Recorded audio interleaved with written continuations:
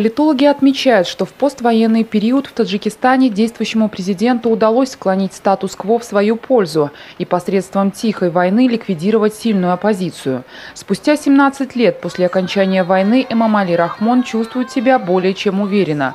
Тон его обращения к фактически разбитой оппозиции выглядит все более угрожающим.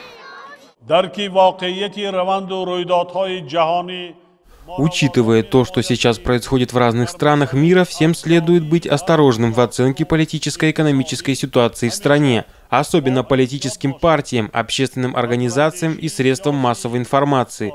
Ради мира и согласия, а также сохранения независимости и целостности нашей республики, необходимо быть крайне осторожным в своих оценках текущей ситуации в Таджикистане.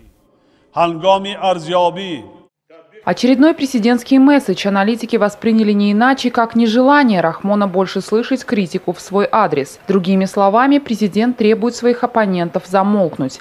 Это и неудивительно. Эмомали Рахмону в последние годы особенно нечем похвастаться. Экономика в ауте, страна держится на переводах трудовых мигрантов.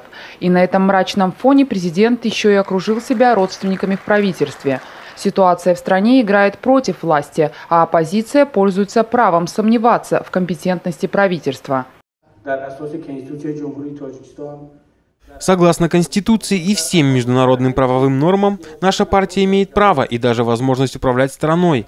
Раз вы не сумели эффективно это сделать, то уступите, дайте нам возможность взять Таджикистан в свои руки.